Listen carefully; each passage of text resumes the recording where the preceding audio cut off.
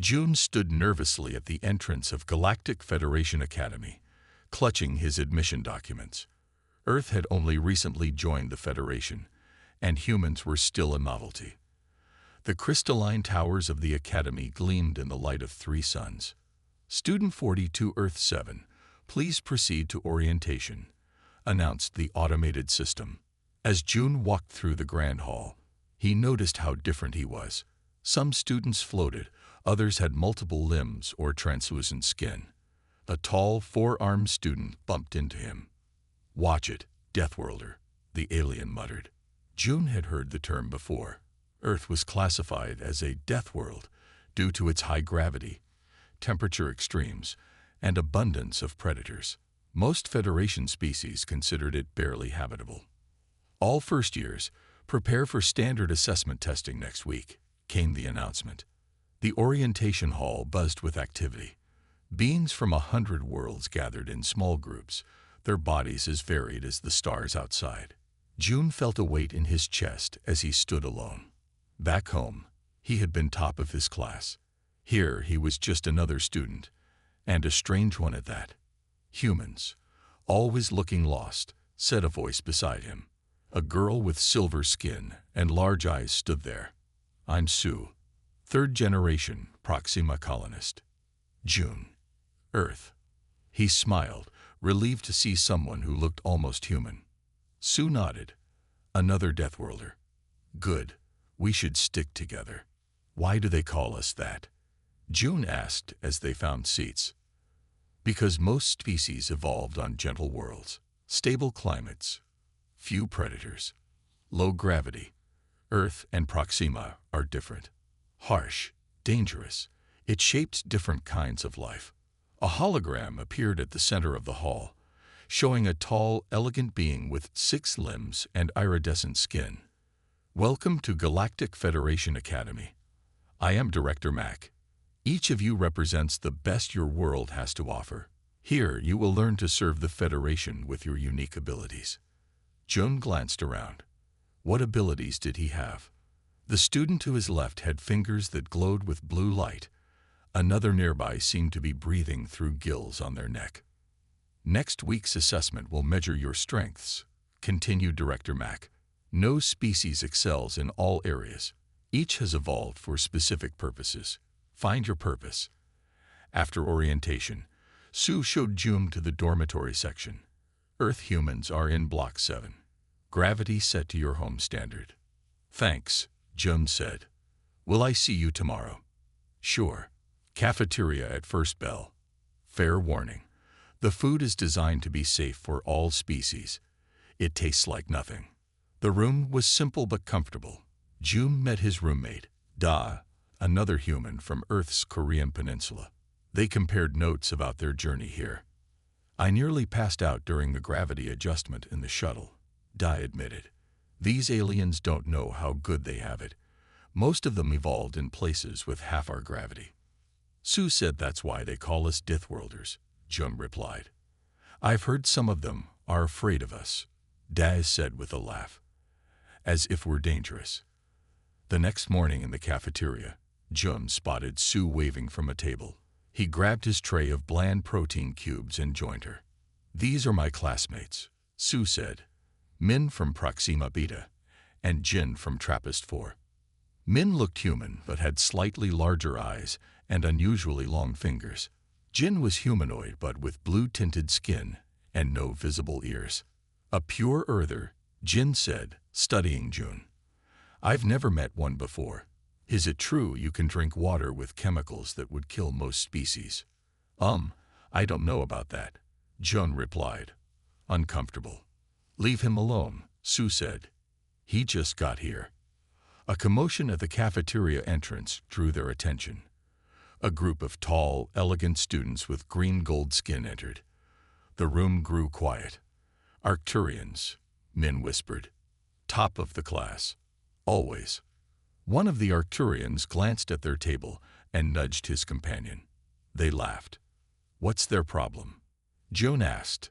"They considered Deathworlders primitive," Sue explained. "They evolved in perfect conditions, high intelligence, natural telepathy, excellent memory. They believe they're destined to lead the Federation.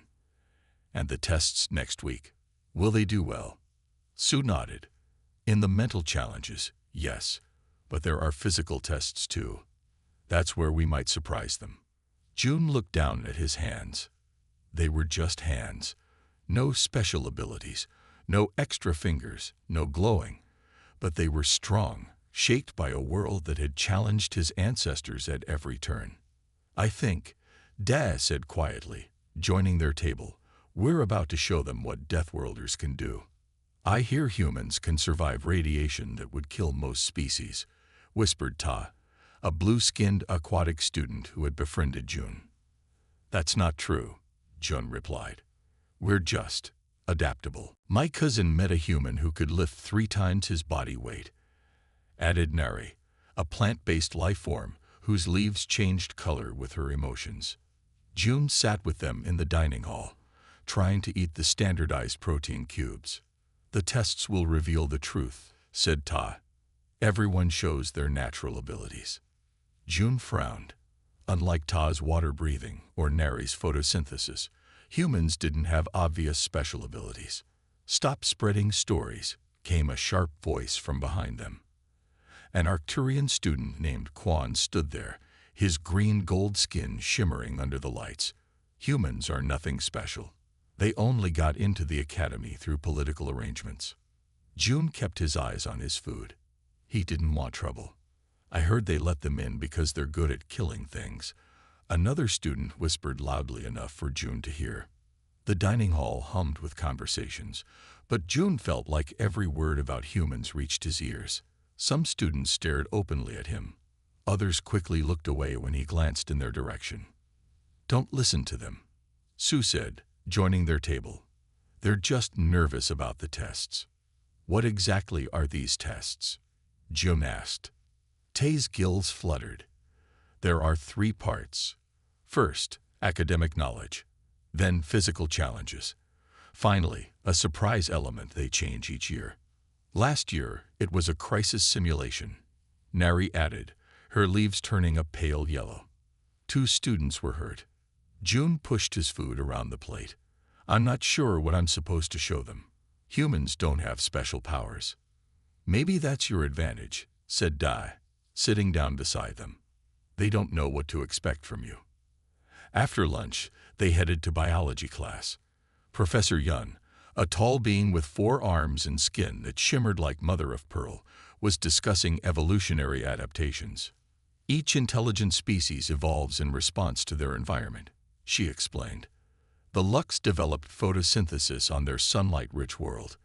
The Aquari breathe underwater on their ocean planet. She displayed holographic images of different worlds. And then, she continued, changing the display to show Earth. We have Deathworlds, planets with extreme conditions that produce unusual species. The image showed humans running, climbing, swimming. Deathworlders like humans lack specialized adaptations. Instead, they develop general survival traits. Endurance, pain tolerance, problem-solving under stress. Some students turned to look at June. Is it true they eat poison for fun? Someone whispered. I heard they fight each other for sport, came another voice. June sank lower in his seat. After class, he hurried out, but Quan and 3 other Arcturians blocked his path. What's it like, coming from a savage world? Quan asked. Do you miss fighting for survival every day? Earth isn't like that, June said quietly. Really? I study your history. Constant wars, environmental disasters, predators everywhere. You evolved to be violent because you had to be. June tried to step around them. Excuse me. Quan moved closer. The Federation made a mistake letting Deathworlders join. The tests will prove it. Leave him alone, Sue said, appearing beside June. Or are you worried humans might outperform you? Quan's skin darkened with emotion. Impossible. We Arcturians have the highest mental capacity in the Federation. Then why are you worried? Sue challenged. After a tense moment, Quan and his friends walked away. Thanks, Jun said. "Don't thank me yet," Sue replied. "They'll be watching you now." That night in the dormitory, Jun couldn't sleep. He checked the test requirements again on his datapad. The physical challenges would test strength, speed, endurance, and adaptation to different environments. "Worried?" Dai asked from the other bed. "Yes," Jun admitted. "Everyone expects something amazing from humans, or something terrible. Let them think what they want," Dai said. "We know who we are." But did they? Jun wondered what the tests would reveal about him. About humans. Were they special in some way he didn't understand? Or were they truly ordinary among the extraordinary species of the galaxy? The next morning, notices appeared across the academy. The tests would begin in 3 days. Students gathered around the announcements, buzzing with excitement and fear. "This is our chance," Sue told Jun as they headed to class. "Time to show them what Deathworlders can do." "And what is that exactly?" Jun asked. Sue smiled. "Survive when others can't." Professor Do distributed the examination tablets. The academic tests were straightforward. Mathematics, xenobiology, galactic politics. Jun completed them with average scores. Nothing exceptional. "Interesting performance from the humans," Professor Do said, analyzing the results, particularly in pattern recognition. Another instructor, Professor Han, studied Jun intently. "I have a theory about Deathworlders. Your test scores don't tell the whole story." Jun didn't know what to make of that. He just hoped to pass. The testing hall was silent except for the soft hum of tablets and the occasional rustle as students shifted in their seats. Hundreds of beings from across the galaxy sat in long rows, their diverse bodies bent over identical screens. Some had extra limbs to tap answers. Others used telepathic interfaces. A few breathed through special masks. Jun stared at the complex equation on his screen. He worked through it carefully, step by step. Next to him, an Arcturian student finished the entire mathematics section in what seemed like minutes, then sat back with a smug expression. The xenobiology questions were harder. Jun recognized some species, but others were completely new to him. He answered as best he could, trying to apply basic biological principles. When the galactic politics section appeared, Jun felt more confident. Earth's recent admission to the Federation meant he had studied these topics extensively. "Time complete," announced the system. "Please set your tablets down." Jun exhaled slowly. He had finished, but barely. Many students looked relaxed, as if the test had been simple. Others seemed stressed. "How did it go?" Sue asked when they met in the hallway afterward. "Okay, I think," Jun replied. "You?" "Not great on the math," she admitted, "but I think I did well in politics." They joined the crowd watching as results appeared on the main display board. Names and scores scrolled past, organized by species. The Arcturians dominated the top spots, especially in mathematics. The Lux excelled in xenobiology. Various other species showed their strengths in different subjects. Jun found his name in the middle of the rankings. Not remarkable, but not failing either. The other humans showed similar results, solid performances across all subjects, but not outstanding in any particular area. As expected, Quan said loudly as he passed by, "Deathworlders are mediocre intellectually." Jun tried to ignore him, but the words stung. He had always been a good student on Earth. Here, he was just average. The instructors gathered at the front of the hall, discussing the results. Professor Do, a thin being with large compound eyes, pointed at the human scores repeatedly. "Students, please proceed to Lab 7 for your physical assessments," announced the system. "Tests will begin in 1 hour." As they moved toward the lab, Professor Han approached Jun. "May I speak with you for a moment?" he asked. Unlike most faculty, Professor Han looked almost human, except for his silver eyes that never seemed to blink. "Of course, Professor," Jun replied nervously. "Your results are fascinating," Professor Han said. "Not exceptional in any single area, but consistently solid across all subjects. I'm sorry I didn't do better, Jun said. No, you misunderstand, Professor Han replied. Most species show clear strengths and weaknesses. The Arcturians excel at mathematics but struggle with practical applications. The Aquari understand biology deeply but have trouble with abstract concepts. He displayed Jun's results on a small screen. Humans show remarkable balance, and your pattern recognition scores were particularly interesting. I don't understand, Jun said. The test included some nearly impossible questions, patterns no single species would recognize. Yet every human got those specific questions correct. Jun frowned. I just answered what seemed logical. Exactly, Professor Han said, his silver eyes intense. What seems logical to a human is not universal. Your species evolved to see connections others miss. Before Jun could ask more questions, Professor Do called Professor Han away. In Lab 7, students were being sorted into groups for the physical tests. Jun joined Su, Dai, and other Deathworlders in Group 5. Did you see the scores? Dai asked. We're nothing special. Professor Han said something interesting about our pattern recognition, Jun began. Save your breath, Quan interrupted, passing by with his Arcturian friends. The academic phase proved what everyone already knew. Deathworlders lack the mental capacity for true greatness. Perhaps the physical tests will show what you're really good at, breaking things. Su stepped forward, but Jun held her back.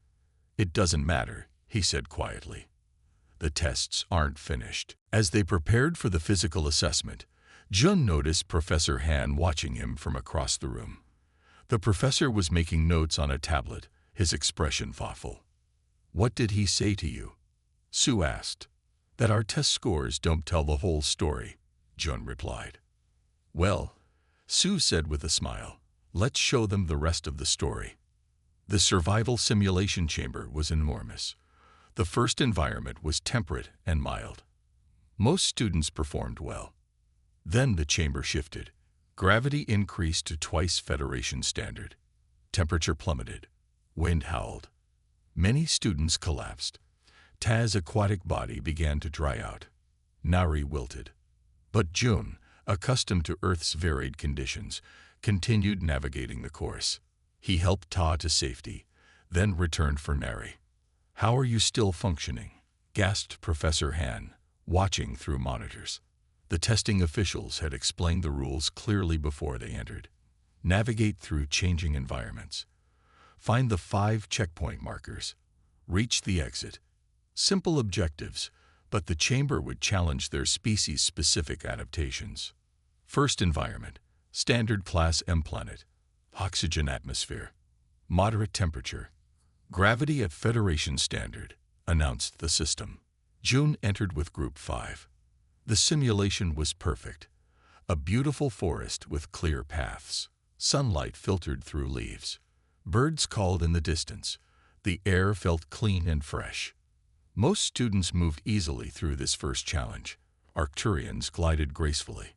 Aquari like Ta moved more awkwardly but managed well. Lux students like Nari seemed to gain energy from the bright sunlight. Jun found the first checkpoint marker without difficulty. He touched it, and it glowed green to record his progress. This isn't much of a challenge, Dai said, joining him. I think it's just the beginning, Jun replied. The warning tone sounded just as they found the second marker. Environment shift commencing, announced the system. The air shimmered. Temperature dropped rapidly. The forest disappeared, replaced by a rocky, wind-swept landscape. Gravity suddenly doubled, pressing Jun toward the ground. Warning. Gravity increased to 2.0 standard. Temperature at -10 degrees. Reduced oxygen levels. All around them, students fell to their knees. The Arcturians struggled to stand under the increased gravity. The Lux students wilted as the sunlight dimmed. The Aquari gasped as the dry air pulled moisture from their bodies. Jun felt the pressure too. His muscles strained. His lungs worked harder. But Earth's gravity was already higher than Federation standard, and its weather patterns had prepared him for sudden changes. He kept moving, though slower now. The third marker was visible on a rocky outcrop ahead. The path was steep, made worse by the increased gravity. Wind cut through his uniform. "Help!" came a cry behind him. Ty had fallen. The aquatic student's skin was drying out rapidly in the harsh conditions. His gills fluttered uselessly in the thin air. Without hesitation, Jun turned back. He lifted Ty, surprised at how light the aquatic student felt despite the increased gravity. Together, they struggled toward the marker. "I can't." "Continue," Ta gasped. "Yes, you can," Jun insisted, one step at a time. They reached the marker together. Jun touched it for both of them. "Alternative exit path available for compromised students," announced the system, and a side door appeared. "Go," Jun told Tai. "Get medical help." "What about you?" Tai asked. "I'm continuing," Jun said, already turning back to the main path. He spotted Nari next, her plant-like body shriveling in the cold. The Lux student was curled into a ball, leaves turning brown at the edges. "Can you move?" Jun asked, kneeling beside her. "No. Need light," she whispered. Jun lifted her carefully. She weighed almost nothing even in the doubled gravity. He carried her toward the fourth marker, his muscles burning with the effort. In the observation room, Professor Han watched the monitors with growing excitement. "Do you see this?" he asked Professor Do. "The human is carrying a Lux student under twice normal gravity." "Incredible endurance," Professor Do agreed, "but not surprising for a Deathworlder." "It's more than that," Professor Han insisted. "Look at his decision-making. He's sacrificing his own progress to help others." Jun reached the fourth marker with Nari. Another side exit appeared. "Go through," he told her. "I'll finish the course." "Why are you helping me?" Nari asked weakly. "It lowers your score." Jun had no answer. It simply hadn't occurred to him to leave them behind. He pressed on alone toward the final marker. The path now climbed steeply up a rocky slope. The wind was so strong he had to crawl at times to avoid being blown off. His fingers grew numb with cold. In the observation room, Quan watched with narrowed eyes. "He shouldn't be able to function in those conditions," the Arcturian said. "None of our top students made it past the fourth marker." "Deathworlders are full of surprises," Professor Han replied with a small smile. Jun reached the final marker just as another warning sounded. Final environment shift commencing. The landscape changed again. Heat replaced cold. The air became thick and humid. Jun felt sweat break out immediately across his skin. But he kept moving. The exit was visible now, a glowing doorway 50 meters ahead. "How is he still functioning?" gasped Professor Han, watching through monitors. The environmental stresses would incapacitate most species. Jun reached the exit and collapsed through it, exhausted but successful. He was the only student in Group 5 to complete the full course. The emergency sirens blared during the final test. "This wasn't planned. Life support failure in Sector 7, announced the system. Gravitational stabilizers offline." Panic spread. Students fell as gravity fluctuated wildly. Atmospheric composition shifted toward nitrogen-heavy. While other species struggled to breathe or move, Jun found he could still function. Earth's variable environment had prepared him. "Everyone moved toward the blue exit signs," he shouted, helping fallen students. His heart pounded, adrenaline surged, but he remained clear-headed. The final test had begun normally. All students gathered in the grand simulation chamber for what was supposed to be a team challenge. Different species working together to solve complex problems. Professors and academy officials watched from observation platforms above. "Begin simulation sequence," Professor Do announced. "You will be rated on cooperation, efficiency, and results." The chamber transformed into a replica of a Federation outpost. The scenario involved managing resources and communication systems. Students broke into teams, with Jun working alongside Su, Dai, And surprisingly, Quan the Arcturian. "Try to keep up, human," Quan said coldly as they approached their station. June ignored the comment and focused on their assigned task. 20 minutes into the simulation, everything was running smoothly. Then the lights flickered. At first, everyone thought it was part of the test. Then the floor shuddered. Real emergency lights flashed red. "System malfunction detected," announced the computer in a different voice than the simulation program. "This is not part of the test. Repeat, this is not part of the test." Professor Doe rushed to a control panel. Everyone remained calm. "We're experiencing a technical." The rest of his words were lost as a loud bang shook the chamber. The lights went out completely before emergency backups kicked in. "Life support failure in Sector 7, announced the system. "Gravitational stabilizers offline." June felt himself suddenly lighter, then heavier, as the gravity fluctuated. Around him, students began to panic. Some floated briefly before crashing down again. Others gasped for breath as the air composition changed. "The atmosphere is shifting to nitrogen," cried a technical officer. "Oxygen levels dropping." Many students, evolved for specific atmospheric conditions, immediately struggled to breathe. The Lux students wilted in the changing pressure. Aquari students gasped as their gills failed to process the thinner oxygen. June felt the change too. A tightness in his chest, dizziness. But Earth's atmosphere had varied significantly throughout human evolution. His body automatically adjusted his breathing pattern. Sue grabbed his arm. "What's happening?" "Real emergency," June replied. "We need to get out." The main doors had sealed automatically. Students crowded against them, pushing and shoving in panic. "That won't work," Jun said, thinking quickly. He remembered the Academy safety briefing. Emergency exits are marked with blue lights. He spotted one glowing faintly across the chamber. Everyone moved toward the blue exit signs. He shouted, his voice cutting through the panic. His heart pounded, adrenaline surged, but he remained clear-headed. Few heard him at first. June climbed onto a table, fighting against the fluctuating gravity. "Listen," he yelled, using the full capacity of his lungs. "Follow the blue lights." This time people turned. June pointed to the emergency exit. Some students began moving toward it. June jumped down and immediately spotted Neri collapsed on the floor, her plant-like body shriveling in the low oxygen. "Can you walk?" he asked, kneeling beside her. She shook her head weakly. Without hesitation, June lifted her. The gravity shifted again, suddenly much heavier, but his muscles, evolved on a high-gravity world, handled the strain. "This way," he called to others as he carried Nari toward the exit. Sue and Dai had caught on. They were helping other struggling students. Even Quan was attempting to organize his fellow Arcturians.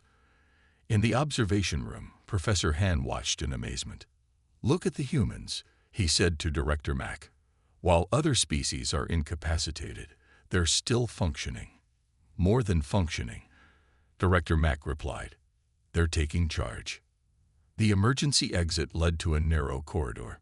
June deposited Nari safely with a medical droid, then returned to the chamber for more students. The gravity fluctuations were getting worse. At times, June felt nearly weightless. Seconds later, he could barely stand under triple normal gravity. But each fluctuation was survivable. Earth's variable conditions had given humans remarkable adaptability. He found Ta trapped under a fallen piece of equipment. Working with Dai, they lifted it despite the crushing gravity. "How are you still standing?" Ta gasped as they helped him up. "We're used to this," Dai replied simply.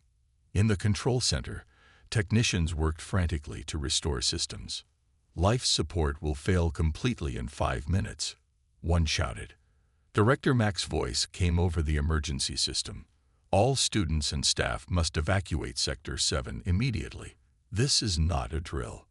June made 3 more trips into the chamber, each time bringing out students who couldn't move on their own. His muscles burned. His lungs fought for oxygen. But the surging adrenaline.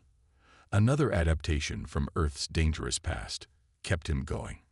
When the final emergency doors sealed behind them, Jun collapsed against a wall, exhausted but alive. Around him, students from across the galaxy breathed the clean air of the safe zone, looking at the humans with new eyes. 17 students would have died without your intervention. Professor Han told Jun afterward. You've confirmed my theory. The professor displayed a chart. Humans don't have obvious specializations like other species. Instead, you have remarkable adaptability. Your stress response actually improves performance temporarily. You can endure conditions that incapacitate specialized species. Jun thought about Earth's history. We evolved on a planet that tried to kill us daily. We had to adapt.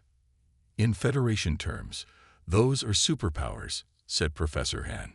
The medical bay hummed with activity. Students from dozens of worlds received treatment for various injuries and environmental stress. Jun sat on an examination table while a medical droid checked his vital signs. Elevated heart rate, increased cortisol levels, minor oxygen deprivation, the droid reported. Recommend rest and supplemental oxygen. I feel fine, Jun insisted. That's part of the phenomenon, Professor Han said, approaching with his datapad. Your body is still in emergency response mode. You don't feel the damage. The professor dismissed the medical droid and pulled up a chair. I've been studying Deathworlders for years, he continued, showing Jun the screen. Most Federation species evolved in stable environments. They developed specific adaptations for their ecological niche. The Aquari breathe underwater. The Lux photosynthesize. The Arcturians process complex mathematics instantly. He swiped to a new image, Earth. But humans come from a world of extremes, ice ages, droughts, floods, predators, diseases. Your planet tried to kill you in 1,000 ways. Jun nodded slowly. We learned to survive. More than survive, Professor Han corrected. You thrived. Where most species would have specialized, humans generalized. You became adaptable to almost any condition. The professor's excitement was obvious as he showed more data. During the crisis, your adrenaline levels spiked. Your brain activity increased. Your muscles accessed energy reserves most species don't possess. You made rapid decisions under pressure. Jun shrugged. Anyone would have helped. No, Professor Han said firmly. They wouldn't. Most species freeze or panic in unexpected crises. Their specialized brains don't handle chaos well. He showed Jun brain scans taken during the emergency. Arcturian brains nearly shut down from the stress. Lux nervous systems went into protective dormancy, but human brains, they lit up. You became more alert, more focused, more capable. From across the medical bay, Director Mack approached with several Federation officials. Jun recognized their formal uniforms from orientation. Professor Han, the director said. The council representatives wish to speak with the human students. Jun stood nervously as the officials studied him. Young man, said the tallest official, a being with crystalline features, your actions today were remarkable. The Federation has long debated the value of integrating Deathworld species. Today, you've provided a compelling argument in favor. Another official, small with multifaceted eyes, added, We've reviewed the emergency recordings. Your decision-making under extreme stress was exceptional. I just did what seemed necessary, Jun replied. That's exactly the point, Professor Han interjected. What seems necessary to a human is extraordinary to other species. Director Mack nodded. The Academy's purpose is to identify and develop the unique abilities of all intelligent species. We may have underestimated humans. The officials moved on to speak with other students. Professor Han pulled Jun aside. I want to show you something, he said, leading Jun to a quiet corner. He displayed another chart.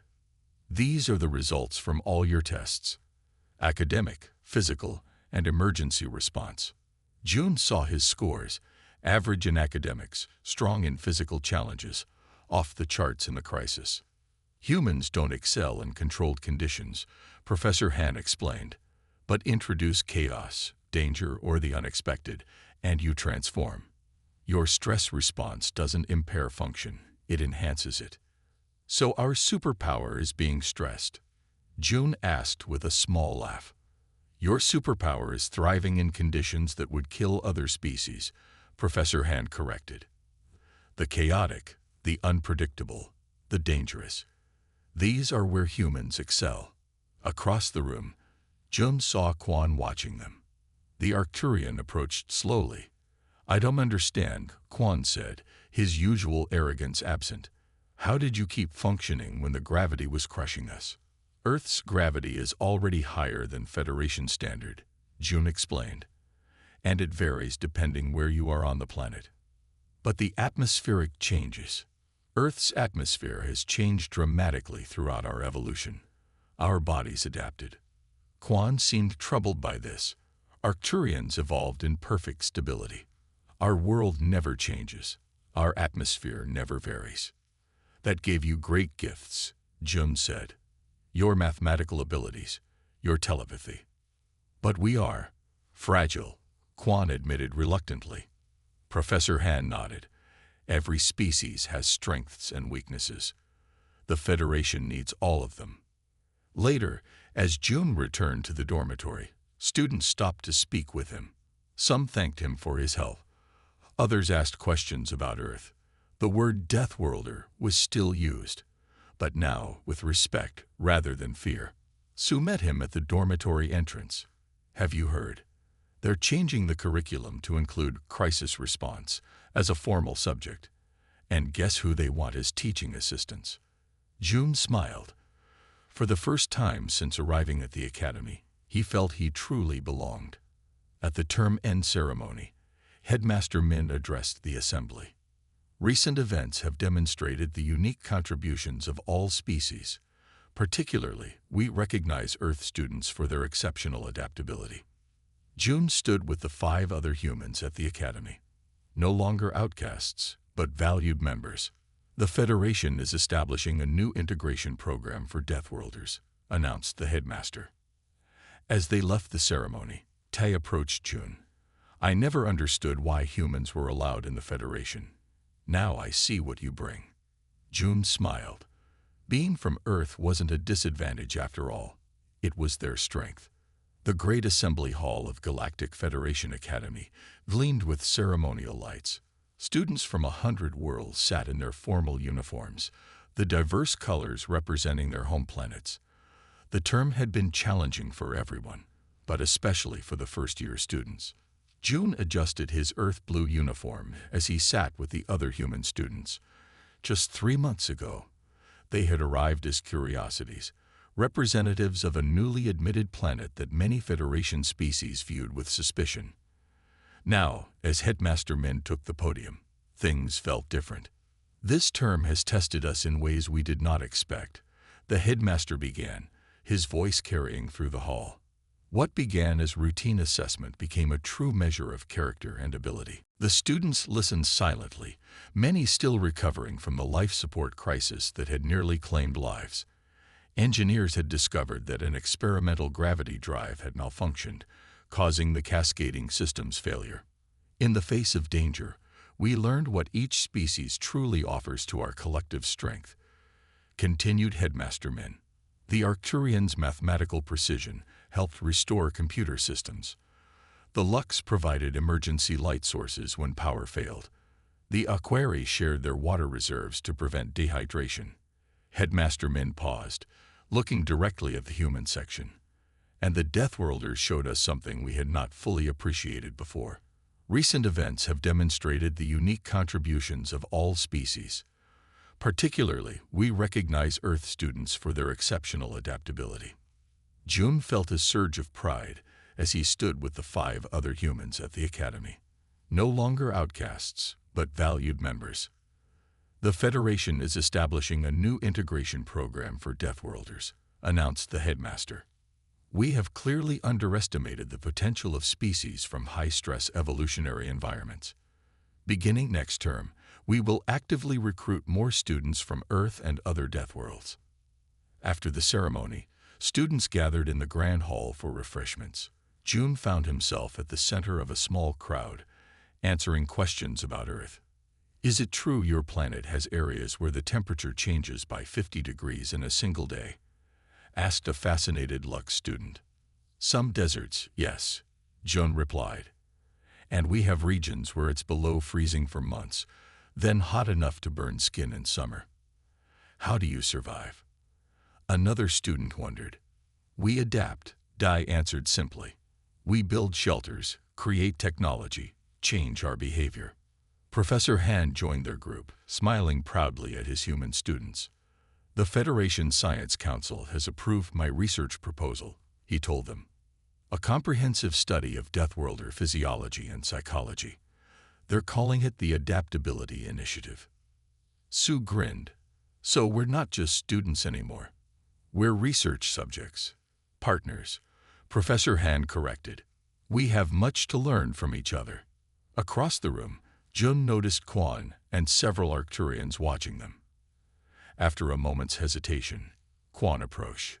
The Arcturian Academy of Sciences has requested collaboration with Earth universities, he said formally. We believe there are complementary strengths to explore. June nodded. We'd welcome that. My father sits on the Federation Council, Quan continued, his voice lower. He was among those who opposed Earth's admission.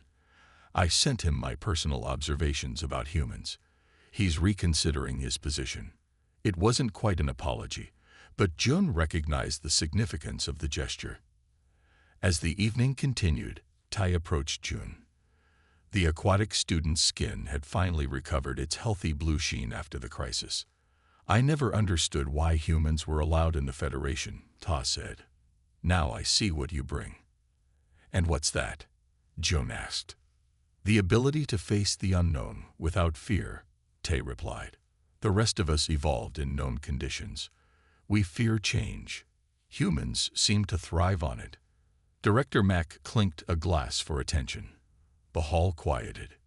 Before you depart for the break, I have one final announcement. The Academy curriculum is being revised. Next term will include a new required course for all students, Adaptive Crisis Response, taught jointly by Professor Han. And he paused dramatically, teaching assistant June from Earth. Surprised murmurs filled the room. June stood frozen in shock until Sue nudged him. You earned it, she whispered. Later that night, back in their dormitory, June packed his belongings for the break. He would return to Earth briefly before the new term began. What will you tell people back home? Dai asked. June considered the question.